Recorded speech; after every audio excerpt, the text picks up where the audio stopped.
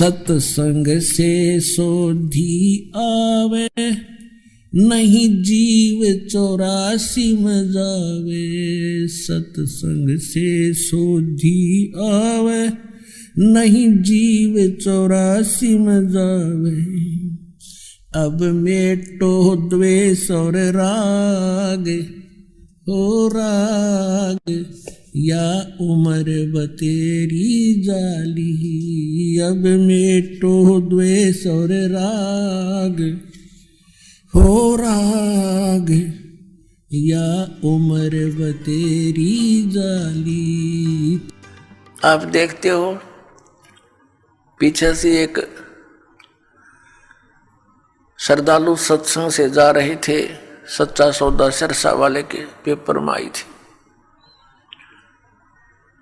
और उसके 6 सदस्य यानी टोटल कुल के कुल सारे मर गए एक्सीडेंट में, एक बुढ़ा बच गया। और हम कई जगह देखते हैं, जैसे एक बार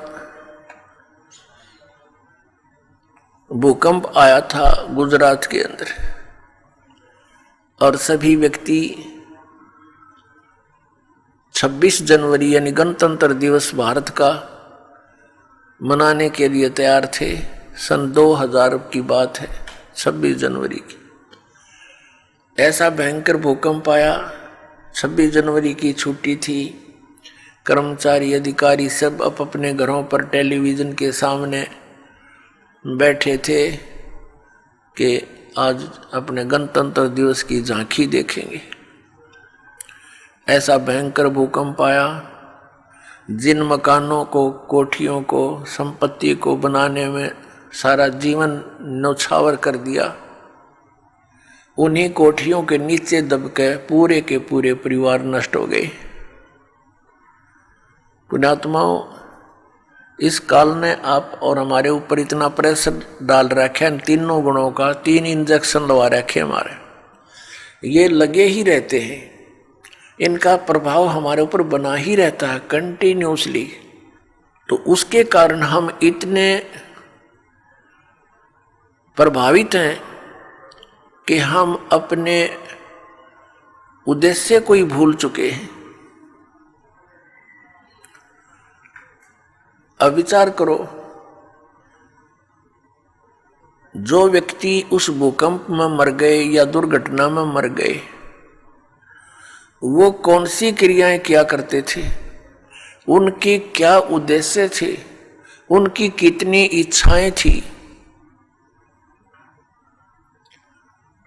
और हमारी क्या है, हम क्या सोचते हैं, हम कर क्या रहे हैं।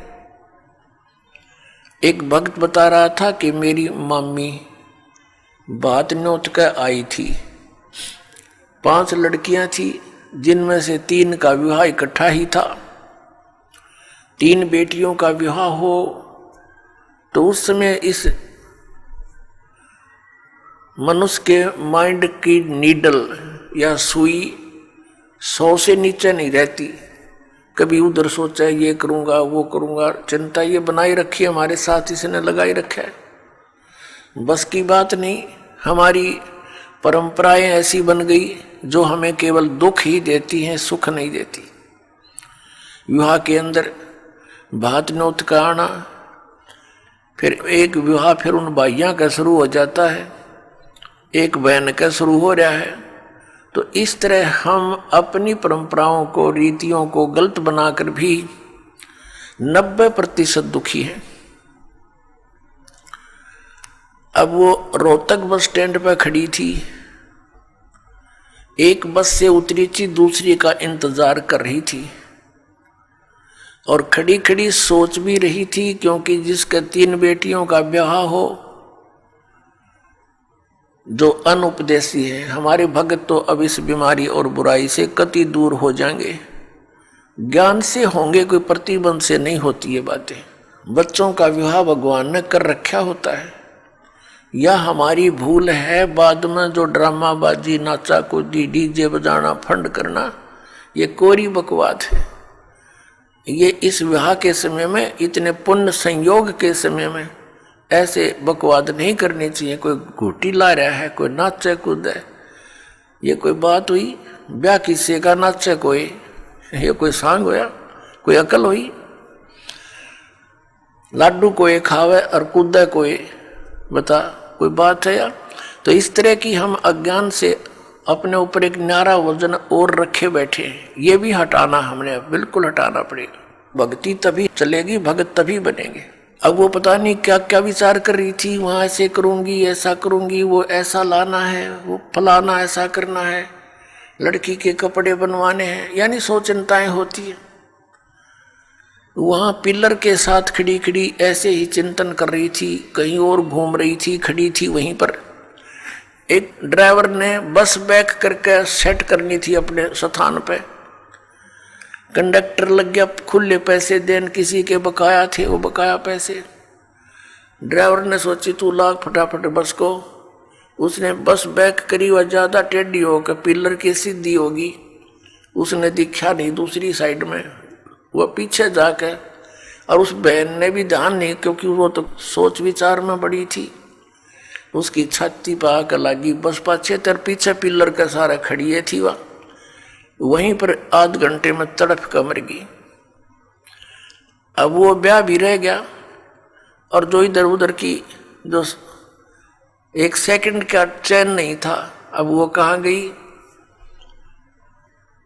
तो पुण्यात्माओं,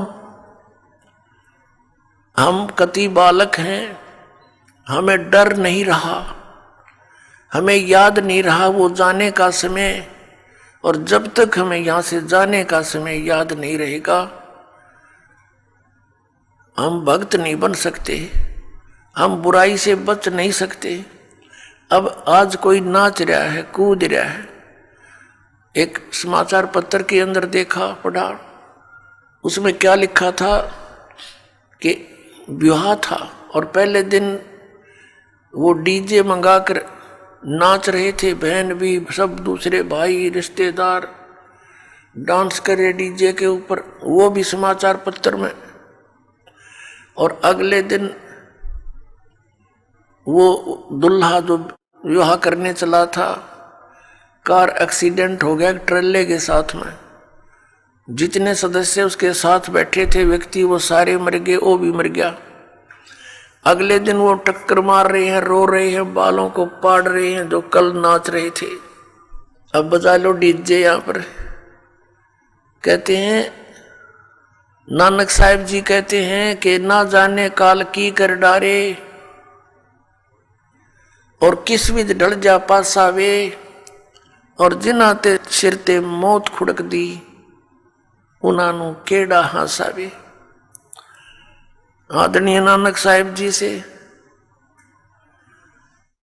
किसी ने पूछा कि हे महात्मा जी, आप कभी भी खुश नजर नहीं आते, ना कोई त्योहार और तीज मनाते। तब उन्होंने कहा था भाई ना जाने यहां क्या बिजली गिर जा एक पल में, और हमने तो अपनी मौत दिखाई देती है, इसलिए रुचि नहीं बनती इन नाचन और गावन में, यहाँ की नकली खुशी मनावन में कति दिल नहीं मानता। ना जाने काल की कर डारे, किस विध ढल जा पासावे, और जिनाते सिरते मौत खुड़क दी, उन्हां केड़ा हासावे। फिर उनसे पूछा क्या आप कभी प्रसन्न नहीं होते, ऐसे कैसे जी रहे हो? तब उन्होंने बताया कि मैं प्रसन्न होता हूँ, साध मिले साढ़े शादी होंदी, विछड़ जा दिलगिरी वे, अख दे नानक सुनो जिहाना, ये मुश्किल हाल फकीरी वे।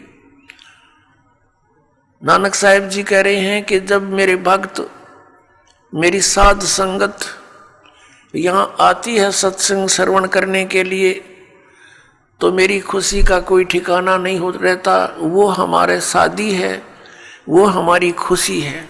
और जब ये वापस जाते हैं संसार में यहाँ से, तो फिर मुझे दिलगिरी होती है, बहुत परेशानी दुख हो जाता है, चिंता लग जाती है कि कहीं ऐसा ना हो ये मेरे बच्चों को जिनको मैंने मुश्किल से मार्ग पर लाया है, सत्य बताया है, परमात्मा का सच्चा ज्ञान समझाया है। कहीं कोई काल, क्योंकि संसार में इस ज्ञान के जानने वाले व्यक्ति नहीं हैं। एक अकेला एक संत होता है जो सतमार्ग देता है। असंतों की गिनती नहीं होती।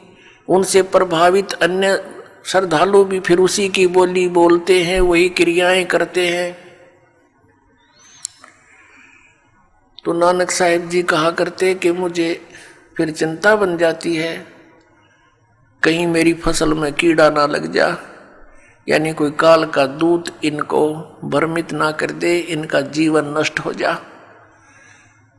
कहते हैं साध मिले साढ़ा शादी होंगी, जब ये वापस आते हैं एज इट इज, तो मेरी खुशी का ठिकाना नहीं रहता कि परमात्मा की दया से अभी ये बचे हुए हैं। और विछड़ जा दिलगिरी वे, जब ये यहाँ से जाते हैं तब मुझे बड़ी परेशानी होती है, मुझे चिंता बन जाती है।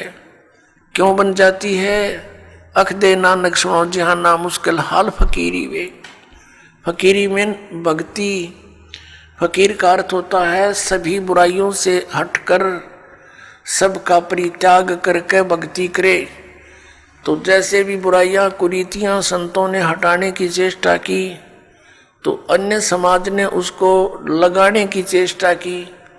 तो जिस कारण से भक्त और संसार के अंदर सदा से ही विरोध बना रहा, क्योंकि संसार की जो रीतियां रिवाज हैं वो काल प्रेरित है, वो यही रहने की है। और संतों की मर्यादा इस काल की मर्यादाओं से हटकर है, वो भक्ति बाधक है। इसलिए अन्य समाज के लोग कहते हैं देखो इन्होंने तो माता धोकनी भी छोड़ दी, इन्होंने तो बाबा श्याम जी भी नहीं पूज रहे हैं, ये तो ऐसे भी नहीं कर रहे हैं, ये तो दिवाली भी नहीं मना रहे हैं, ये कैसे हो गए हैं, इन तो बट्ठा बैठा दिया। एक भक्त बतावा था, कहने लगा जी आज 10 वर्ष हो गए हमने कोई त्योहार नहीं मना लिया। नाम लिया था उसने उस दिन, फिर वो अपने दुख गिनावा था। कह रहा था जी हमने 10 वर्ष हो गए हमारा त्योहार नहीं मन लिया, ना होली ना दिवाली ना तीज ना कोई अन्य। क्या कारण?